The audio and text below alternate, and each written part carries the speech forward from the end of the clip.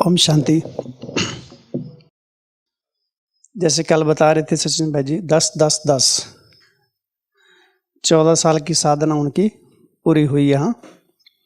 वैसे तो 2003 में सचिन भाई आए थे, तो जहाँ तक मेरा एक्सपीरियंस है उनके आसपास रहने का, या जब भी हम इतना मिलते थे, तो 2003 में सचिन भाई के यहाँ पदार्पण हुआ। तो उसमें तो यहाँ अव्यक्त मूल्यें पड़ी जाती थी।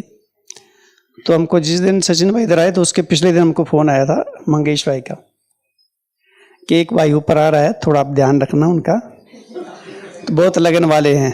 हमने कहा ठीक है, कोई बात नहीं। तो मॉर्निंग की क्लास हम वहाँ बैठते थे, यहाँ श्रीमद भाई मुरली पढ़ते थे और यहाँ डॉक्टर मुरली बैठते थे, और यहाँ 15-20 होते थे उस समय। तो सचिन भाई यहाँ जहाँ हम बैठे, जहाँ चंद्रशेखर भाई बैठे अभी, यहाँ आकर बैठे थे। तो आते हो जो बैठे थे, जहाँ शुरुआत की बात कर रहा हूँ, तो वही आंखें नीचे, जो कहते हैं डाउन कास्ट आई, जब मना आंखें नीचे करके, जो शुरू से हमने देखा उनको, तो नहीं शर्माने के लक्षण नहीं थे वो, क्योंकि जो हमने चेहरा देखा था उस समय, जैसे मंगेश भाई ने कहा था, तो आंखें नीचे करके बैठे रहे। तो हम बीच बीच में उनको देखते रहे, क्योंकि उनको मंगेश भाई ने कहा था। तो फिर जैसे थोड़ी देर वक्त के बाद उन्होंने आंखें जो ऊपर की ना, तो जो मैंने एक्सपीरियंस किया, वैराग्य का अंतिम रूप क्या होता है वो आंखों में उस समय झलका था। हमको यही पहला संकल्प आया था कि अति वैरागी आत्मा ये ऊपर टोपी पहनी थी सिर के ऊपर, शायद बाल वगैरह नहीं थे उस समय, है ना माना बाल थे लेकिन कटे हुए थे। तो टोपी पहनी थी, वाइट कलर की टोपी, दिसंबर का महीना होगा। तो वैराग्य की जो क्या अवस्था होती है वो हमने एक्सपीरियंस किया उस समय। तो उन्होंने मुझसे कुछ नहीं बोला, लेकिन वो हमको एक शक्तिशाली वाइब्रेशन महसूस हुआ कि वैराग्य कैसा होना चाहिए, इस आत्मा जैसा होना चाहिए। तो उसके बाद तो फिर धीरे धीरे इनका आवागमन होता रहा। फिर यहाँ से वापस चले गए थे मधुबन से, फिर कुछ दिनों के बाद आए। तो हमारी पहचान तो इतनी थी नहीं, लेकिन फिर इनकी सेवा नीचे थी शांतिवन में। फिर अपना ट्रॉमा सेंटर तो नहीं था उस समय इतना, लेकिन जो हॉस्पिटल था या एवरे हेल्दी हॉस्पिटल की तरफ से गांव-गांव में सेवाएं होती थी। मेडिकल जो चल दवाखाना होता है, उसके माध्यम से, मोबाइल के माध्यम से चलता फिरता दवाखाना, तो उसमें सचिन भाई जाते थे। तो उन दिनों में हम भी यहाँ डेली अप डाउन करते थे साइट सीन के लिए, और उसमें शांतिवन में भी एक ही भाई था। हम ऊपर से जाते थे शांतिवन साइड सीन में, क्योंकि बहुत भाई बहने आते थे, तो सबको संभालना एक के बस की बात नहीं होती थी। अभी तो 5-6 भाई हैं, तो उसमें हम यहाँ डेली नीचे जाते थे शाम को, और फिर सवेरे साइड सीन करा के फिर ऊपर आ जाते थे। तो हम शाम को नीचे जाते, कई बार लेट हो जाते थे हम नीचे साइड सीन कराते, कि दोपहर को भी हो जाता था। तो सचिन भाई दोपहर को वापस जब लौटते थे दवाखाना अपना, ये गाँव से सेवा करके, तो देखते थे हम मंगेश भाई के कमरे में सोते थे वो। तो हम भी उस समय, तो हमने एक्स्ट्रा तो वहाँ कोई ऐसी चारपाई हमने ली नहीं थी। हम भी कभी कभी वहाँ उनके वहाँ 2 खटिया थी, प्रेम भाई गुलाटी जी, ओम प्रकाश गुलाटी, तो वो वहाँ नहीं सोते थे। उनका रेजिडेंस था संगम भवन, वो वहाँ रहते थे। तो उनकी खटिया भी खाली होती थी। मंगेश भाई अपने डिपार्टमेंट में रहते थे, तो सचिन भाई उधर सोते थे। तो कई बार हम भी जाते थे सोने। शायद सचिन भाई ने देखा या नहीं देखा मुझे नहीं पता, लेकिन जैसे हम कमरे रहते थे, सचिन भाई बिना पंखे के, पंखा था लेकिन चलाते नहीं थे। इतना पसीना पड़ा, मैं सोचा कैसा आदमी है, बिना पंखे के सोया, पंखा भी है और इतनी गर्मी के बीच भी कैसे सोए है। तो मैं सोचा कैसा त्याग है इनका, ये कैसे अपने शरीर को डाल के रखा हुआ है। तो कई दफ़ा हम भी वहाँ सोते थे। तो ऐसे बीच में फिर थोड़ा थोड़ा मिलना होता रहता था। उसके बाद फिर सचिन भाई ऊपर आते थे, तो ऑफिस में कई बार मिलना होता था। तो धीरे धीरे फिर उन्होंने हमारा ईमेल आईडी लिया, हमने उनका ईमेल आईडी लिया, फिर आपस में ज्ञान की चिट-चैट चलती रहती थी। तो अब हमको तो इतना पता नहीं कि ज्ञान की पराकाष्ठा, प्रकाट पंडित है, ये प्रकांड विद्वान है ज्ञान के, हमको तो इतना आइडिया था नहीं है। हम तो अपनी बुद्धि के अनुसार, क्षमता के अनुसार ज्ञान की लेन देन करते रहते थे। लेकिन हमने देखा है जी, हाँ, लेकिन जिज्ञासा वृत्ति उनकी बहुत जो प्यास थी एकदम पुरुषार्थ के प्रति, जो आज भी अब देखने को मिलती है। तो हमको उन्होंने ईमेल आईडी दिया कि जो भी आप पॉइंट वगैरह बनाते हैं तो आप हमको भेज दिया करो। तो सारे पॉइंट जैसे हम बनाते थे सारे इनको पोस्ट कर देते थे। फिर उसके बाद तो सचिन भाई दोबारा से मीरज में चले गए पढ़ाई पढ़ने के लिए। तो जब वापस लौटे तो उसके बाद मैं समझता हूँ 2 साल तक हमारी इतनी बस खाली ओम शांति होती थी, क्योंकि 2 साल तक मैं समझता हूँ मौन ही रहे होंगे वो। तो बस हेडफोन डाले हुए हैं कान में और सुन रहे हैं और किसी की तरफ देखना नहीं, कोई लेना नहीं किसी से, जैसे संसार में हमारे आगे कोई है ही नहीं, ऐसे सीधा एक तरफ निकल जाते थे सीधा ही। तो हम भी उसमें इंटरफेयर नहीं करते थे, क्योंकि कोई अपना अपना पुरुषार्थ कर रहा है तो हम भी उसी तरीके से रहते थे। तो यहाँ मुरली पढ़ते थे। फिर बीच में एक दिन हमको क्या नाम आशीष भाई ने बताया कि ग्लोबल हॉस्पिटल में सचिन भाई से छोटा ग्रुप चलाते हैं तो आप उनको बुलाइएगा। हमने कहा ठीक है। तो फिर एक दिन सचिन भैया इधर बैठे थे, तो हम तो मुरली पढ़ते थे और हम तो एकदम स्पीड रीडिंग बैठे थे, स्पीड रीडिंग मेथड से मुरली पढ़ते थे, फटाफट फटाफट। बीच में थोड़ा पूछते थे सबको, ज़्यादा नहीं पूछते थे। लेकिन वो जो वाइब्रेशन थे अमृत वेले मुरली पढ़ने के, वो जो एक्सपीरियंस होता था अमृत वेले से भी शक्तिशाली होता था। जैसे आज का है बाबा के महाबा के मीठे बच्चे, तुम्हें याद कैसे करना है, बाप की याद के साथ साथ क्या करना है। आज का मीठे बच्चे क्या है, हाँ, ज्ञान का सिमरन भी करते रहना है तो अपार खुशी रहेगी। तो वो जो अमृत वेले के बाद की क्लास होती थी यहाँ की अभी भी, तो वो बहुत शक्तिशाली पावरफुल एक्सपीरियंस होता था, अमृत वेले से भी ज़्यादा पावरफुल। तो वो आदत बन गई थी। अमृत वेले जैसे पूरा हुआ सब लोग यहाँ मुरली आके पढ़ते थे। तो फिर से एक दिन सचिन भाई भी आ गए इधर, तो हमने कहा कि आप मुरली पढ़ेंगे, तो उन्होंने हाँ कहा ठीक है। तो हमने देखा जो उनका मुरली पढ़ने का तरीका था, सुनाने का तरीका था, हमने देखा था इसमें जो हमारी छोटी छोटी कमी कमजोरियां हैं उनको दूर करने के लिए बाबा ने हमको एक यंत्र भेजा। जैसे हमको ये संकल्प आया उसमें कि इनका बहुतों को फायदा हो सकता है।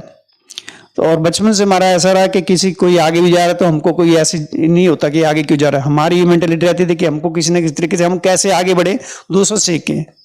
तो फिर उन्होंने ऐसे पढ़ के इधर सुनाया। तो जो उनका पूछने का तरीका था कि इस पॉइंट पर चिंतन कैसे करना है, मनन कैसे करना है, तो हमको वो बहुत अच्छी लगी।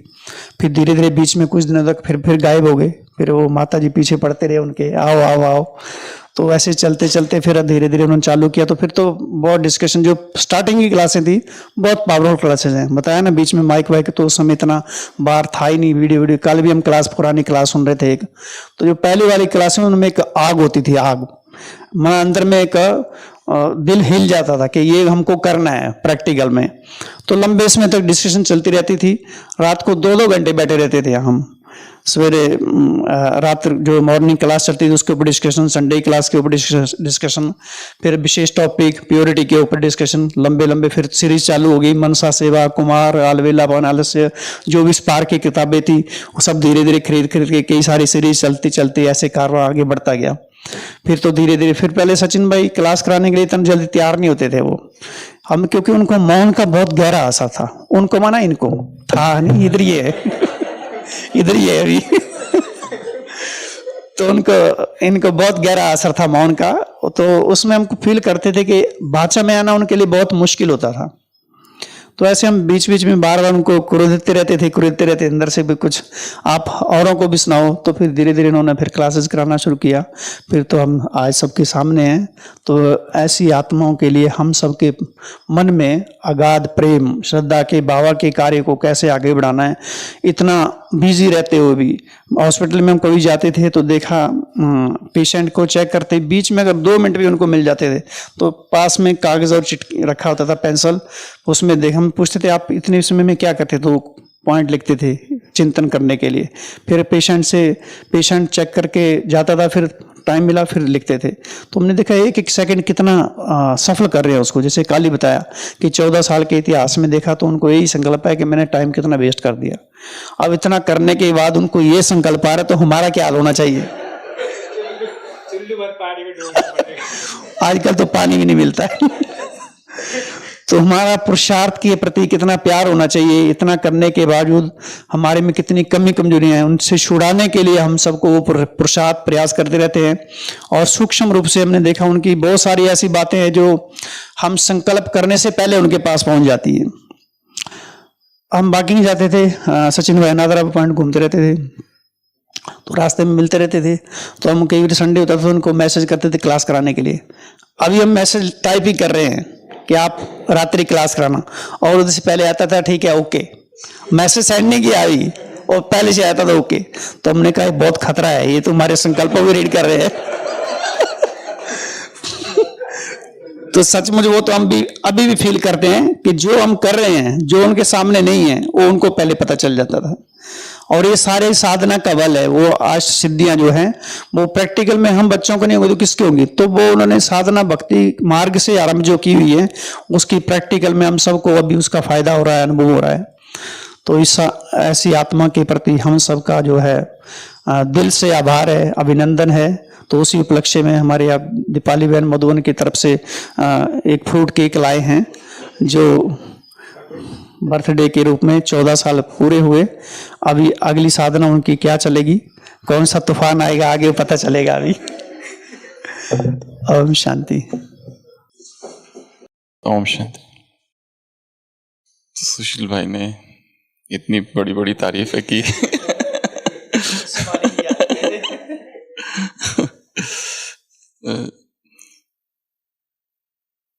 एक्चुअली दूसरों की तारीफ या प्रशंसा वही व्यक्ति कर सकता है जो स्वयं उसका स्वरूप है।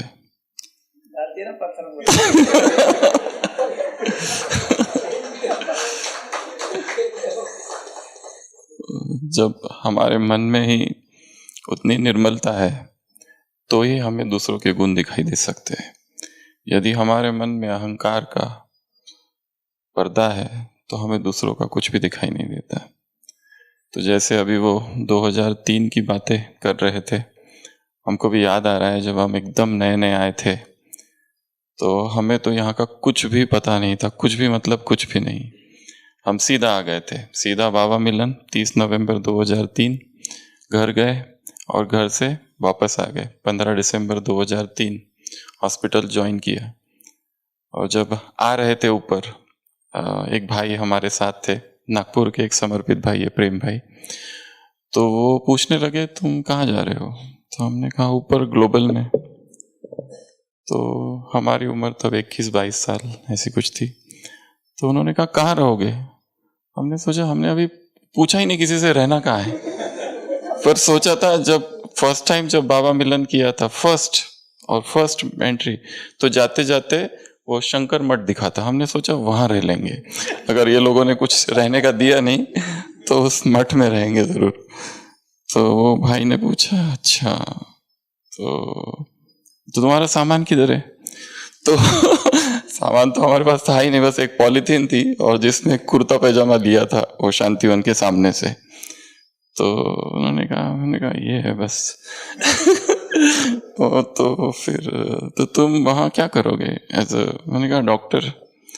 तो उन्होंने कहा अच्छा तो तुम्हारे जूते वगैरह नहीं है? तो मैंने कहा चप्पल है बस, और चप्पल भी टूटी हुई। तो फिर यहाँ हम आए थे ग्लोबल में, तो डॉक्टर प्रताप से मिले ज्वाइनिंग के लिए। तो उन्होंने कहा कि तुम ये नहीं चलेगा, ये कुर्ता पैजामा नहीं चलेगा, इधर तुमको शर्ट पैंट पहनना पड़ेगा। तो हमने कहा वो तो हमारे पास है नहीं। तो वो किचन के घनश्याम भाई थे, उसको बुलाया, एक डॉक्टर आए हैं, तो उसके पास कुछ भी नहीं है। पहले उसको थोड़े कपड़े दिलाओ।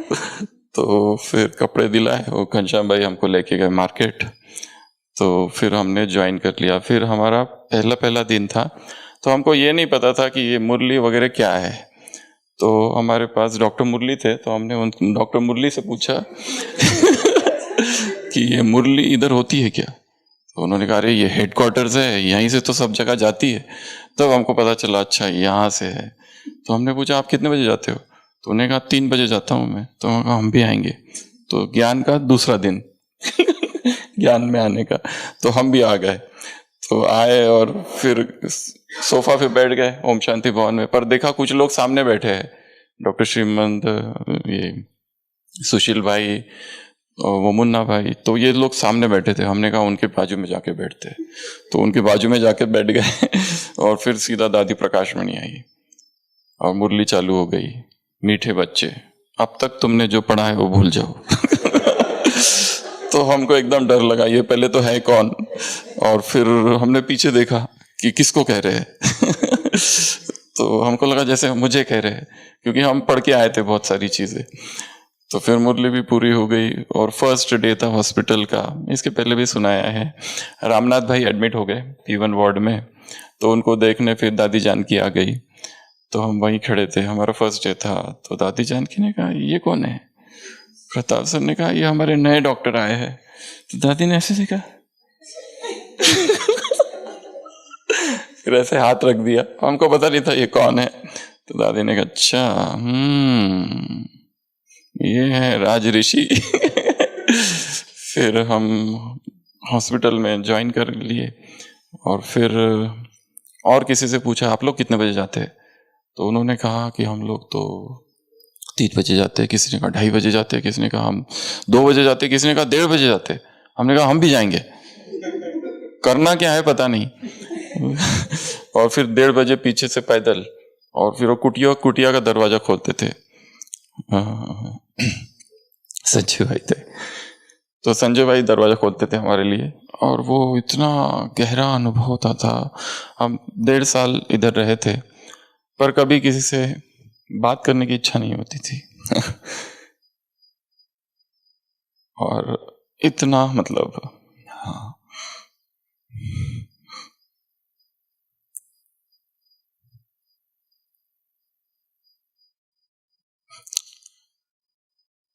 बहुत नशा रहता था, बहुत ज्यादा नशा।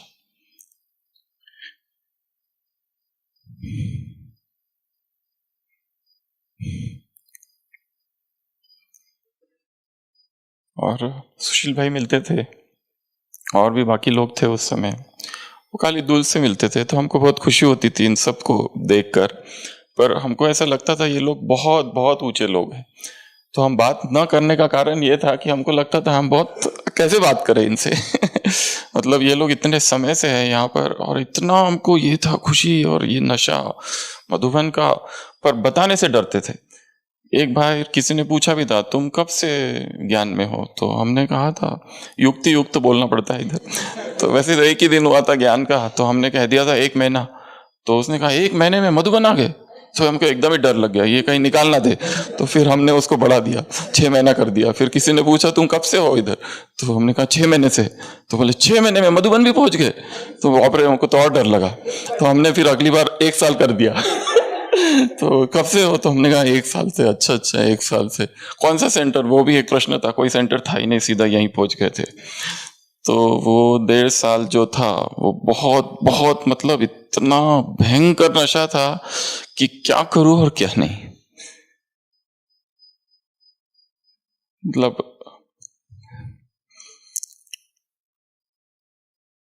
नींद ही नहीं थी, 1 बजे ही उठ जाते थे। और फिर इंतजार करते थे कि 1:30 बजे ये लोग साथ में जाए। और वो बाबा की कुटिया से ऐसी लाइट आती थी जबरदस्त कि क्या बताए किसको और कैसे बताए, और कैसे बताओ किसको कि मैं अभी अभी आया हूं। कि लोगों को लगता था हम बहुत पुराने हैं, पर ये सारा ज्ञान हमारे लिए नया था। और जब हम आए थे तो इतनी मेरे उनको ये थी इच्छा कि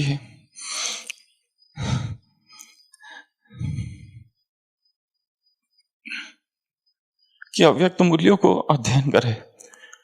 तो हमारे पास पैसे नहीं थे, पर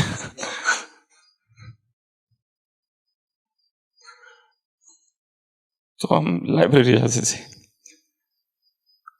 तो लाइब्रेरी में हमने फिर वो चीनू भाई थे, उनसे दोस्ती कर ली। पर हमको ऐसी बुक चाहिए थी जो हमारी हो, क्योंकि उसमें अंडरलाइन किए तो अगली बार लोगों ने डरा दिया तुमने लाइब्रेरी की किताब में अंडरलाइन क्यों की। तो फिर हमको लगा हमको फिर हम वेट करने लगे कि कब सैलरी आएगी। तो हमको फिर फर्स्ट सैलरी मिली 6,000 5,000 ऐसे कुछ थी उस समय। तो वो जो पैसे मिले, हम सीधा लिटरेचर डिपार्टमेंट में गए, और 1969 से 2003 तक की जो अव्यक्त वाणियां थी,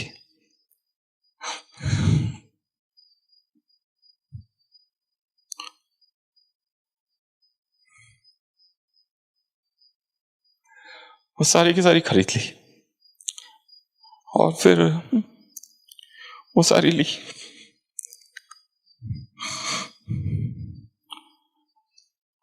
और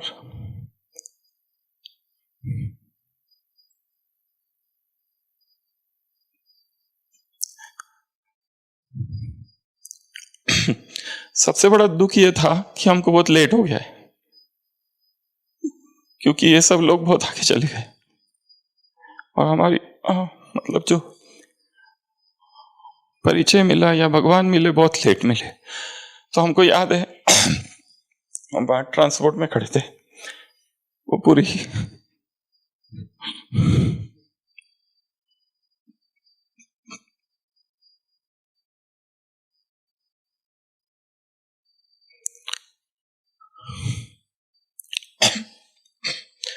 पूरी अव्यक्त मूल्यों का सेट हमारे पास था और हमने ये सोचा था अब इस भगवान को छोड़ूंगा नहीं।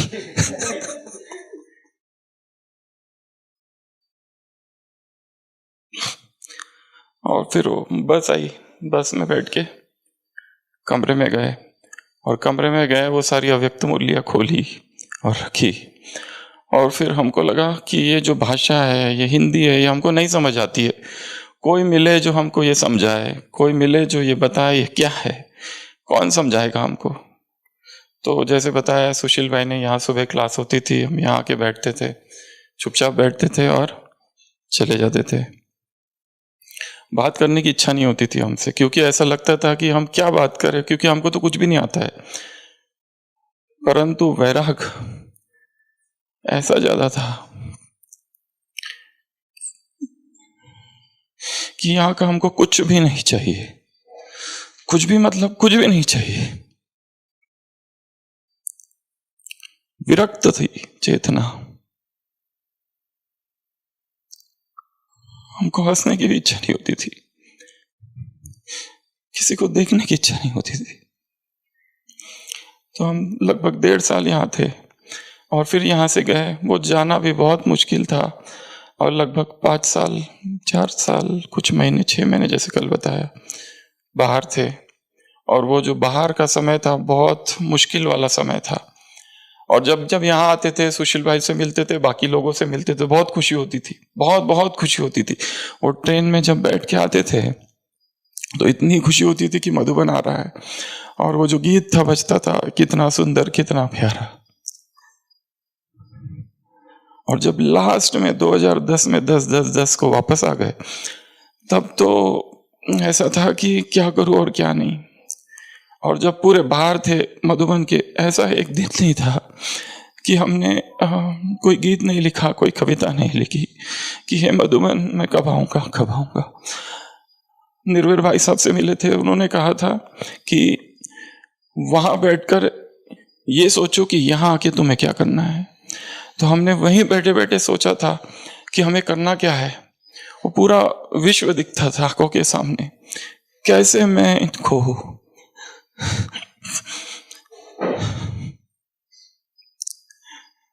वो दूध जो मैंने पाया है। फिर यहाँ आए 2010, 2015, 2011, 2012, 2013 चुप ही रहे। जो छोटे लाल भाई जी थे वो कहते थे क्लास कराओ, तो हमको इतना डर लगता था ये क्लास वगैरह से, बहुत ज़्यादा डर। हमने उनको कई महीने तक टालते रहे, फिर भी वो कहते थे आज करा लो। हम उनसे कहते थे पेट में दर्द है थोड़ा कि आज नहीं करा सकते, वैसे वैसे वैसे। और फिर छोटे लाल भाई एक बार चले गए थे कहीं, तो उनकी जगह फिर लोकम बाबाराम भाई थे। तो बाबाराम भाई ने पकड़ लिया एक दिन। तो एक डॉक्टर बहन आई थी ओपीडी में, तो उन्होंने उस बाबाराम भाई जी को कहा कि इनको बोलो एक बार। तो बाबाराम भाई जी मिल गए, तो उन्होंने कहा आज संडे है तो आप कुछ कराओ। तो हमने कहा नहीं नहीं आज हम थोड़ा सा बिजी है। तो उन्होंने कहा नहीं नहीं कराओ, बहुत हो गया। तो तो हमने कहा ठीक है देखते हैं। तो फिर वो फंस गए एकदम। और फिर वो फर्स्ट संडे था, आई थिंक तारीख 13 अप्रैल 2000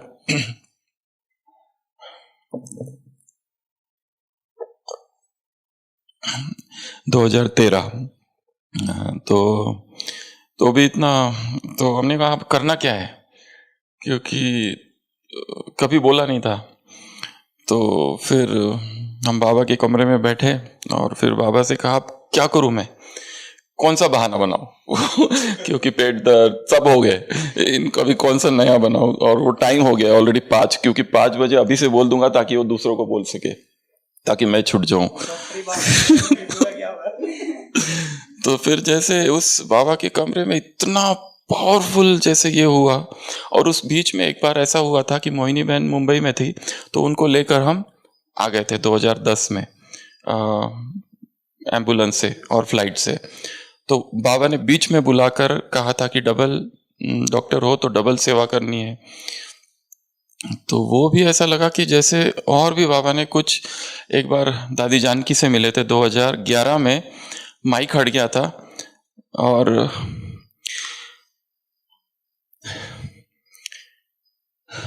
बाबा ने दादी के बारे में पूछा हमसे, फिर हमने दादी के बारे में बताया, और बताना जब पूरा हो गया तो माइक हटा दिया गया, और फिर दादी भी चली गई, और फिर हम थे और बाबा थे, तो वो कहीं पर भी रिकॉर्ड नहीं हुआ।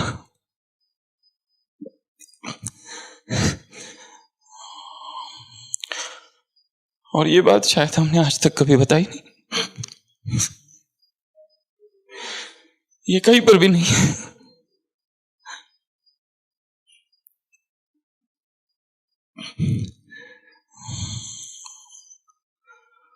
और बाबा कुछ और बोल रहे थे, पूछ रहे थे दादी, तो हमने कहा दादी अभी ठीक है, दादी की तबीयत, और माइक हट गया, दादी भी बैठ गई, वो भाई भी चला गया, और बाबा ऐसे इधर उधर देख रहे थे।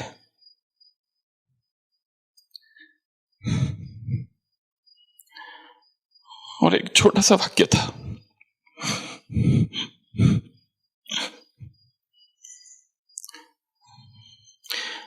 बाबा ने नीचे देखा और फिर ऊपर देखा,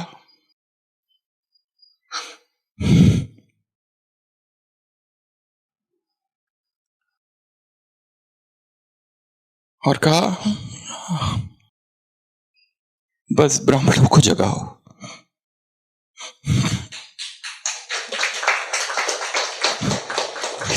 इतना ही था, बस ब्राह्मणों को जगाओ, और वो कह दिया, और हम एकदम से, और फिर वो भाई आ गए, सब आ गए एकदम, और इतनी भीड़ हो गई वहां पर, और हट गया, फिर मना हम भी दूर हो गए।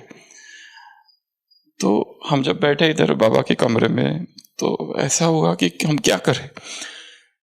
तो वो बाबा की आवाज थी, या हमारा ही अपना ही चिंतन होगा शायद, या क्या था पता नहीं, परंतु वो आवाज ने हमसे कहा कि जब तुम बोलोगे तो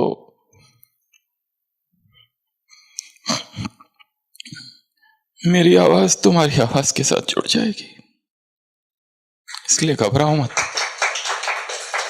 और तब से ये एक सिलसिला चालू हुआ। फिर छोटेलाल भाई जी आ गए, और मुझे छोटेलाल भाई की एक बात इतनी विशेष लगती है, उनके हमने अनुभव पढ़े हैं, बुक्स में पढ़े हैं, मम्मा के साथ के, वो इतने सीनियर है हमसे, पर हमको लगता है इतने बड़े व्यक्ति हमसे कहते हैं, जबकि क्लास कराओ तो हमको ऐसे अंदर से होने लगता है कि मतलब ये क्या है, ये कैसा है, मतलब ये, मतलब हम उनसे इतना चुप रह के दूर से उनसे सीखते हैं।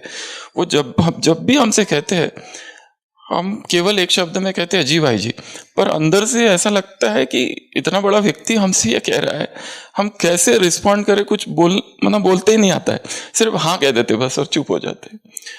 तो यहाँ पर जो भी है, मतलब चाहे चंद्रशेखर भाई, जो भी जितने भी भाइयों से हम मिले यहाँ पर, वो जब भी हम आए, सुशील भाई से ही जब भी हम मिलते थे, वो 2 मिनट की मुलाकात होती थी बस, पर वो इतनी खुशी वाली मुलाकात होती थी 2003 की, जब भी वो एक अलग ही मुलाकात होती थी।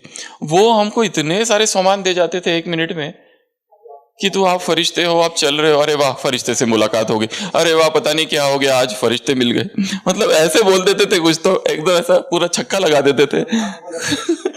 तो इतनी खुशी होती थी। तो जब भी आते थे यहाँ पर, वो नीचे मंगेश भाई थे, उनके कमरे में मिलते थे। कभी कमरा बेड, दोनों बेड ऑक्यूपाई होते थे, हम नीचे सो जाते थे, हमको नीचे सोने में बहुत अच्छा लगता था। तो कभी मंगेश भाई होते थे, तो एक बार एक ट्रांसपोर्ट के भाई आ गए, तो उनका कुर्ता लटका था, हमको लगा हमारा है, हम उनका पहन लिए और चले गए, हमको क्या पता। तो वो आके ढूंढ रहा है अपना कुर्ता, फिर किसी ने बताया तुमने किसका कुर्ता पहन लिया। तो हमको लगा अरे बाप रे ये क्या कर दिया। फिर शॉल थी हमारे पास, तो एक ही शॉल चला रहे थे 2-3 महीनों, कितने साल, 1 साल से, क्योंकि हम थोड़ा मतलब थोड़ा उस हालत में थे। क्या कहेंगे उसको, संपन्न, ये ऐसे कपड़े और ये सब चीजें हमारे पास नहीं रहती थी। तो वो हमारी शॉल थी, तो हमने धोई नहीं थी कितने महीनों से, वैसी थी वो। तो वो भाई आया, ऐसे करने लगा। बोले सीधा हम नीचे गिर गए परम धाम से तुम्हारी शॉल को ये करके। तो हमको बहुत बुरा लगा, अरे ये शॉल खरीदनी चाहिए। फिर हम सोचते थे कोई तो आके सौगात दे दे, कोई शॉल दे देगा कोई, पर कभी नहीं दिया तब। फिर थोड़े से फिर हम वापस गए, और फिर उधर संघर्षमय जीवन रहा पूरा, हर चीज में संघर्ष था, हर चीज में संघर्ष, छोटी छोटी बातों में संघर्ष, वो कपड़े धोना और वो सब कुछ, मतलब लोगों के साथ रहना। तो वो एक बहुत ही, पर एक ही लगन थी, इतनी प्यास थी, ऐसी प्यास थी कि क्या करूं और क्या नहीं। जब यहाँ आऊं तो मुझे कुछ तो यहाँ मैं लेके आऊंगा, मतलब एक जैसे तूफान हूं ऐसा लगता था। और यहाँ से जब गया तो मैं नहीं जा रहा हूं। जब यहाँ से गए थे, मधुबन से बाहर जब जा रहे थे, ट्रेन में बैठे थे, तो ऐसा लग रहा था कि मैं यज्ञ हूं, जो मेरी सेवा करेगा वो मेरी सेवा नहीं करेगा, वो यज्ञ की सेवा करेगा। जो मेरे मार्ग में अति विघ्न बनेगा वो मेरे मार्ग का विघ्न नहीं होगा, वो यज्ञ का विघ्न होगा। तो उसी संकल्प से गए कि मैं यज्ञ हूं। और जब आए वापस तो ऐसे आए थे कि मैं तूफान हूं, ऐसे बम हूं, जैसे गिरूंगा। और वो गिरने को बहुत टाइम लगा पर गिरूंगा जरूर। पर ऐसे विचार, ऐसे संकल्प, ऐसी किसी को भी नहीं छोड़ूंगा। जो प्यार मेरे अंदर है, जब तक इस संसार की एक एक आत्मा में ऐसा जटा नहीं गाड़ दूंगा, रुकूंगा नहीं। तो ये सारे संकल्प थे, ये आज का अचानक का पाठ हो गया। ओम शांति।